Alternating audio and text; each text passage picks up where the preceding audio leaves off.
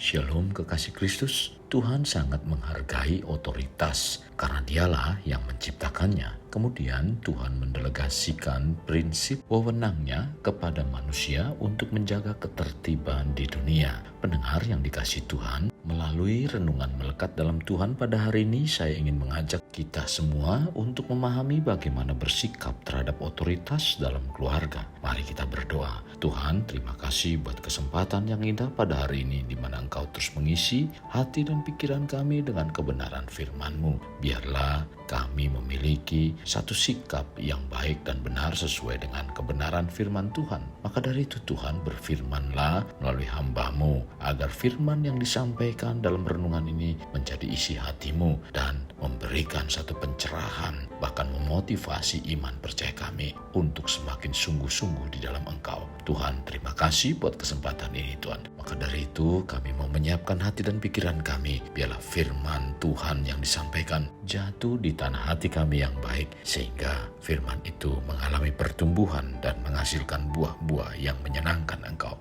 Maka dari itu Tuhan, berikan kami telinga dan hati seorang murid yang untuk senantiasa mendengarkan kebenaran firman-Mu. Ini doa kami, dalam nama Tuhan Yesus kami berdoa. Amin. Melekat dalam Tuhan bertema sikap terhadap otoritas dalam keluarga. Firman Tuhan terdapat dalam Efesus 5 ayat 22. Hai istri, tunduklah kepada suamimu seperti kepada Tuhan. Efesus 5 ayat 25. Hai suami, kasihilah istrimu sebagaimana Kristus mengasihi jemaat dan menyerahkan dirinya baginya.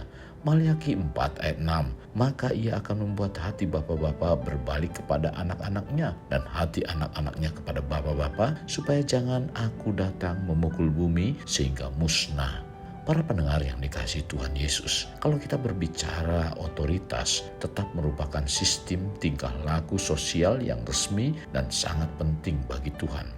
Pemahaman ini juga penting bagi umat Kristiani agar dapat berhubungan dengan Tuhan dan sistem nilai-nilainya dengan benar. Tuhan sangat menghargai otoritas karena dialah yang menciptakannya.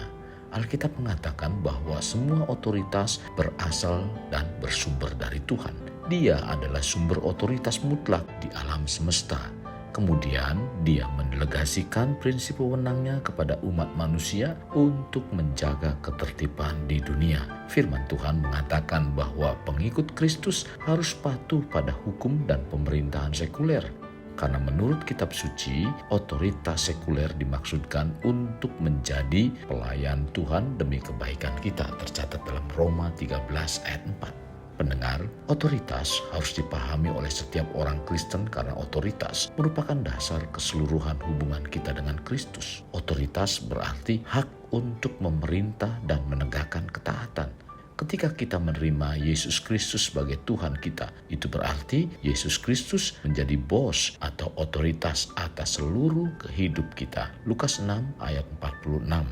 Selain itu, Alkitab menjadi sumber pengajaran yang berotoritas bagi kehidupan Kristen kita, tercatat dalam 2 Timotius 3 ayat 16. Karena ketundukan pada otoritas adalah dasar dalam kehidupan Kristen. Penting bagi kita untuk memahami bahwa semua otoritas adalah institusi pemberian Tuhan. Semua jenis otoritas saling terkait. Ketuhanan Kristus adalah sumber otoritas tertinggi yang harus kita sikapi, tercatat dalam Matius 28 ayat 18. Kekasih Kristus, mengapa sikap kita terhadap otoritas itu begitu penting? Karena masing-masing kita memiliki area yang melibatkan interaksi penting antara satu dengan lainnya yang memerlukan pedoman untuk pelaksanaan otoritas secara tepat.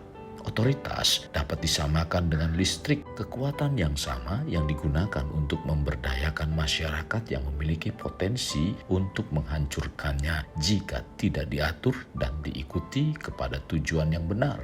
Otoritas menghasilkan dan menjaga keteraturan, entah itu di keluarga, masyarakat, gereja, dan negara, karena menetapkan acuan bagi semua hubungan dalam hidup.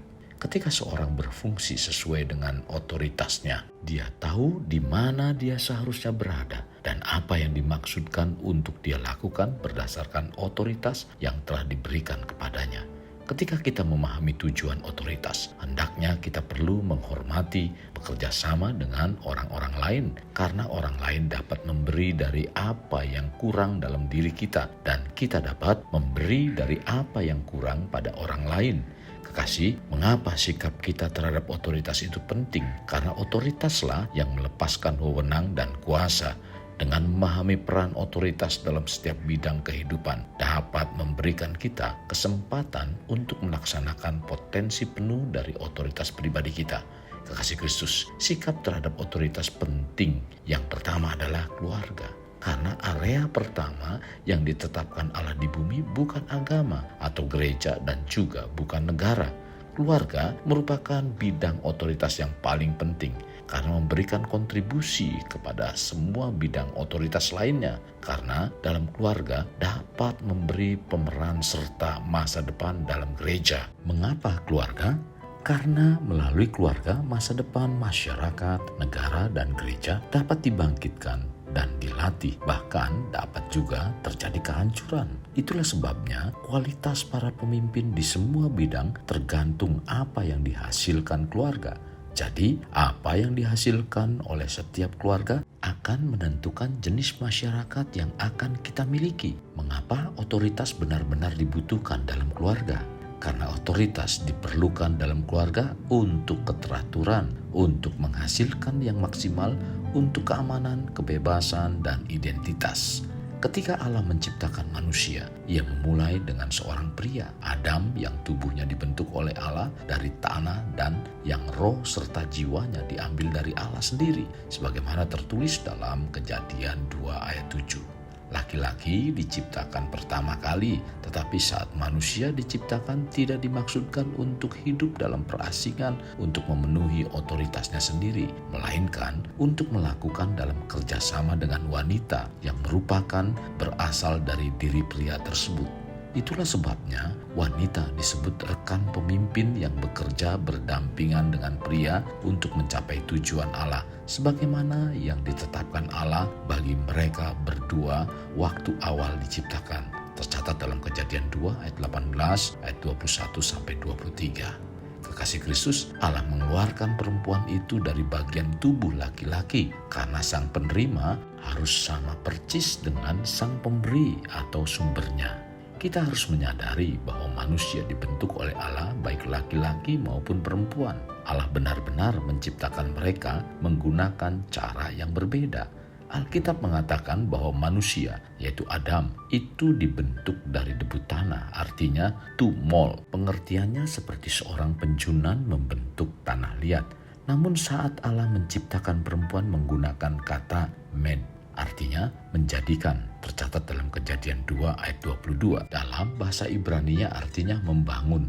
Jadi Allah menciptakan Hawa berarti mengeluarkan dari Adam atau manusia dan membangunnya. Seandainya Allah kembali mengambil tanah untuk membentuk manusia lain ketika Allah menciptakan perempuan, maka perempuan tidak berasal dari laki-laki. Bila demikian, perempuan tidak diciptakan dari hal yang sama. Karena Allah ingin mengambil apa yang dibutuhkan dari laki-laki untuk menciptakan perempuan. Perempuan merupakan ciptaan yang begitu banyak kemiripan dengan laki-laki. Sehingga ketika Allah membawa perempuan kepadanya, maka manusia atau Adam mengungkapkan decak kagumnya. Tertulis dalam Kejadian 2 ayat 23 mengatakan, "Inilah dia, tulang dari tulangku dan daging dari dagingku." Laki-laki dan perempuan sama-sama manusia. Allah tidak menciptakan perempuan dari tanah, tetapi dari laki-laki. Dan dengan demikian ada kebutuhan saling kerjasama untuk saling tunduk dan saling ketergantungan. Kita tidak menjadi lebih besar dari sifat dasar yang telah diberikan pada kita. Bila ada yang mengatakan bahwa laki-laki dan perempuan memiliki otoritas yang persis sama, menurut apa yang dikatakan Alkitab, pernyataan seperti ini tidaklah akurat. Otoritas hanya bisa diberikan tetapi tidak pernah dapat diambil. Itulah sebabnya laki-laki dan perempuan memiliki jenis otoritas yang berbeda. Dalam 1 Korintus 11 ayat 3 mengatakan, "Tetapi aku mau supaya kamu mengetahui hal ini, yaitu kepala dari tiap laki-laki ialah Kristus, kepala dari perempuan ialah laki-laki, dan kepala Kristus ialah Allah." Jadi, penundukan diri tidak mencerminkan kelayakan dan hanya mencerminkan posisi. Sebagai unit dasar, masyarakat yang penting, keluarga bertanggung jawab untuk mengajar otoritas kepada anak-anak yang adalah para pemimpin dan partisipasi masa depan. Oleh karena itu, keluarga harus tetap utuh dan tidak boleh dirusak. Anak-anak belajar otoritas sejati dengan mengamatinya dalam konteks sebuah struktur keluarga sejati. Seorang yang tidak diajar untuk menghormati orang tuanya sendiri akan hampir selalu tidak menghormati otoritas dalam bidang masyarakat lainnya. Perintah Alkitab untuk anak-anak taat dan menghormati orang tua mereka adalah bagian besar dari pelatihan mereka untuk otoritas serta untuk perlindungan dan kesejahteraan mereka. Dalam Kolose 3 ayat 20-21 mengatakan, "Hai anak-anak, taatilah orang tuamu dalam segala hal, karena itulah yang indah di dalam Tuhan. Hai bapak-bapak, janganlah sakiti hati anak-anakmu, supaya jangan tawar hatinya." Dalam Efesus 6 ayat 1-4 mengatakan, "Hai anak-anak, taatilah orang tuamu di dalam Tuhan, karena haruslah demikian. Hormatilah ayahmu dan ibumu. Ini adalah suatu perintah yang penting, seperti yang nyata dari janji ini, supaya kamu berbahagia dan panjang umurmu di bumi. Dan kamu bapak-bapak, janganlah bangkitkan amarah di dalam hati anak-anakmu, tetapi didiklah mereka di dalam ajaran dan nasihat Tuhan." Untuk itu, kita sebagai umat Tuhan memiliki sikap terhadap otoritas dalam keluarga menjadi penting, karena itu merupakan sistem dan nilai-nilai Tuhan. Kekasih Kristus, mari bawa hidup kita menjadi pribadi yang dapat memerdekakan orang dari belenggu kehidupan, layaknya terang yang menerangi kegelapan. Karena itulah yang Tuhan inginkan pada kita sebagai warga kerajaan Allah. Mari kita berdoa. Tuhan, terima kasih buat firman Tuhan hari ini. Sungguh sangat memberkati iman percaya kami. Renungan pada hari ini mengajarkan kepada kami agar kami memiliki sikap terhadap otoritas dalam keluarga. Karena keluarga merupakan dasar yang Engkau bentuk dalam kami menjalani kehidupan di dunia ini, Tuhan. Di tengah-tengah masyarakat, keluarga menjadi peran penting karena masyarakat tertumpu kepada keluarga. Bila keluarga memberikan hal-hal yang buruk, maka masyarakat akan menjadi masyarakat yang buruk. Maka dari itu Tuhan, kami mengucap syukur kalau hari ini kami harus menempatkan keluarga menjadi peran penting dalam kehidupan kami. Dan di dalamnya ada otoritas yang harus kami jalani. Terima kasih Tuhan Yesus buat firman yang disampaikan pada hari ini. Mampukan kami untuk kami melakukannya. Ini doa kami, dalam nama Tuhan Yesus kami berdoa. Amin. Kasih Kristus, mari kita akhiri dengan mengendahkan kedua tangan kita.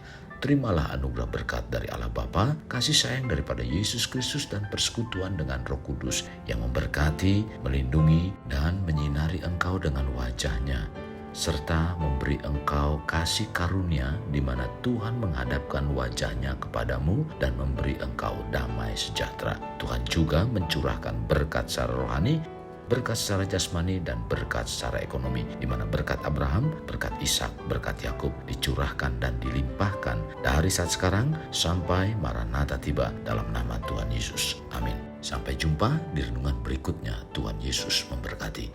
Jangan lupa like, share, dan subscribe.